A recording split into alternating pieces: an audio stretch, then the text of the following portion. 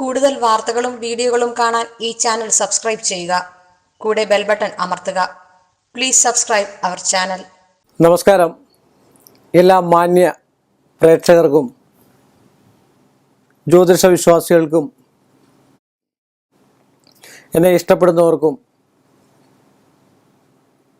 ഈ Asia live TV-യിലേക്ക് നിസ്സീമമായ സ്വാഗതം. ദീർഘസുമംഗലി ആയിരിക്കാൻ എന്തൊക്കെ ചെയ്യണം സാറേ എന്ന് പല പെൺകുട്ടികളും എന്നെ വിളിച്ചു ചോദിച്ചു. കോളേജിൽ പഠിക്കുന്നതും ഹയർ സ്റ്റഡീസിന് പഠിക്കുന്നതും വിവാഹം കഴിക്കാത്തൊക്കെ വിവാഹം കഴിച്ച ആൾക്കാരും ചോദിച്ചിട്ടുണ്ട്. ഒരുപാട് കമൻറ്റുകൾ നിങ്ങളൊക്കെ ഇത് കാണുന്നുണ്ടായിരിക്കാം, കമൻറ്റുകളൊക്കെ കാണുന്നുണ്ടായിരിക്കാം. എല്ലാ കമൻറ്റുകൾക്കും ഉത്തരം പറയാൻ മാക്സിമം ഞങ്ങൾ ശ്രമിക്കുന്നുണ്ട്. എങ്കിലും ദീർഘസുമംഗലിയായിരിക്കാൻ ഏതൊരു സ്ത്രീയാണെങ്കിലും നിങ്ങളാന്നേലും വിവാഹം കഴിക്കാൻ ആഗ്രഹിക്കാത്ത ആരുമില്ല. ഉണ്ടാ? ഒരു പുരുഷൻ തുണ വേണമെന്നും ഒരു സ്ത്രീ തുണ വേണമെന്നും ആഗ്രഹിക്കാത്ത ഒരാൾ പോലും ഇല്ല. നമ്മൾ സ്വയാർജിത സംഭവത്തോട് എല്ലാവരും പറയുമായിരിക്കാം, ചില ആൾക്കാരൊക്കെ ഉണ്ട് വൈധവ്യം സംഭവിച്ചിട്ടുള്ള ആൾക്കാർ.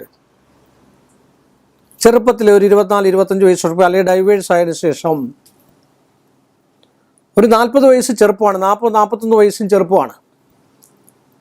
ആ സമയത്ത് നമ്മളൊക്കെ ചോദിച്ചാൽ, രക്ഷകർത്താക്കളോ മറ്റു കാര്യങ്ങളോ ഒക്കെ ചോദിച്ചാൽ, മോളെ മറ്റൊരു വിവാഹം കഴിക്കുന്നില്ലയോ? എനിക്ക് വേണ്ട.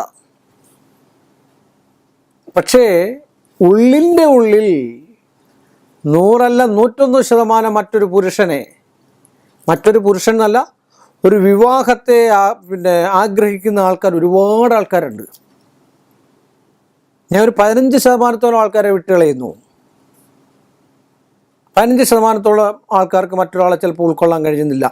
എങ്കിലും 85% ആൾക്കാർ വിവാഹിതരാകാൻ അവർക്ക് എപ്പോഴാണ് ആകാംക്ഷ തോന്നി ഒരു കല്യാണത്തിന് പോവുക, ഒരു ഭാര്യയും ഭർത്താവുമായിട്ട് സല്ലപിച്ച് പോവുക, ഒരു ഭാര്യാഭർത്തൃ ബന്ധത്തിൽ അവർ അവരുടെ ചേഷ്ടകളും മറ്റു കാര്യങ്ങളും ഒക്കെ കാണുന്നതിന് ഇടവരിക.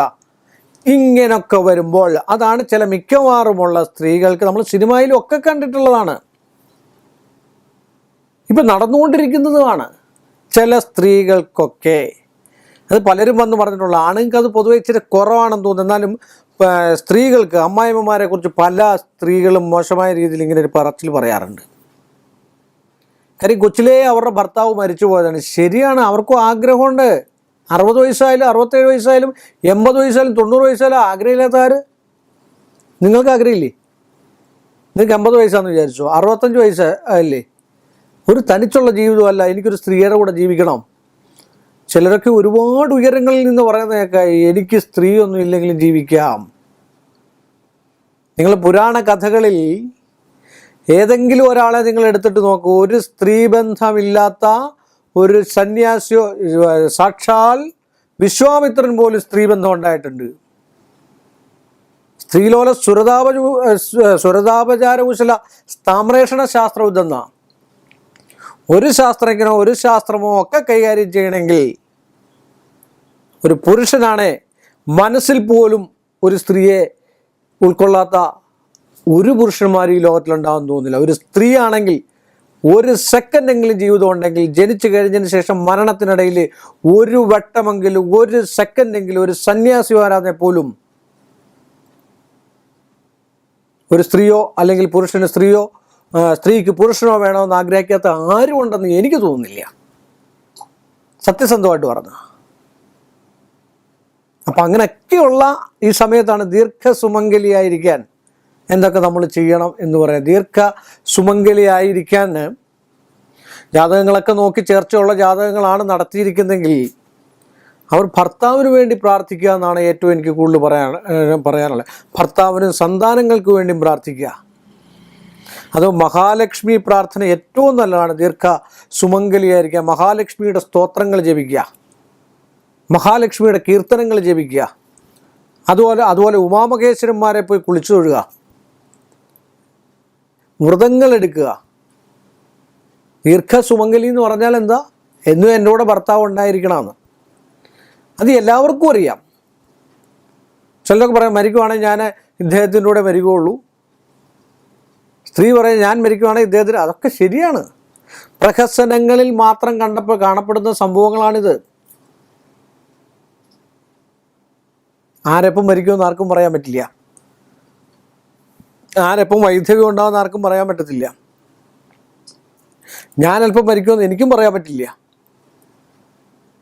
ഇല്ലേ? അപ്പം ദീർഘസുമംഗലിയായിരിക്കാൻ എല്ലാവരും കൊതിക്കുന്ന പിന്നെ ഒരു ആഗ്രഹമാണ്. അത് തീരെ ചെറുപ്പത്തിലെ വിവാഹം കഴിച്ച് സുമംഗലികളായിട്ട് ജീവിക്കാനായിട്ട് ആഗ്രഹിക്കുന്നവരാണ് എല്ലാ ആൾക്കാരും. അതുപോലെ സുമംഗലികളായിട്ട് ജീവിക്കാൻ രുക്മിണി സ്വയംവരം ഇതൊക്കെ വായിക്കുന്ന ഏറ്റവും നല്ലതാണ്. ഭാഗവത്തിൽ രുക്മിണി സ്വയംവരം എന്ന് പറയുന്ന ഭാഗമുണ്ട്. ആ കഥകൾ കേൾക്കുന്നത് നല്ലതാണ്. ഉമാമഹേശ്വരന്മാരുടെ മന്ത്രങ്ങൾ ജപിക്കുന്നത് നല്ലതാണ്. ഉമാമഹേശ്വര ക്ഷേത്രത്തിൽ പോയി ഉമാമഹേശ്വര അർച്ചന പൂജ ഭാര്യയുടെയും ഭർത്താവിൻ്റെയും നക്ഷത്രത്തിൽ നടത്തുന്നത് ഏറ്റവും നല്ലതാണ്.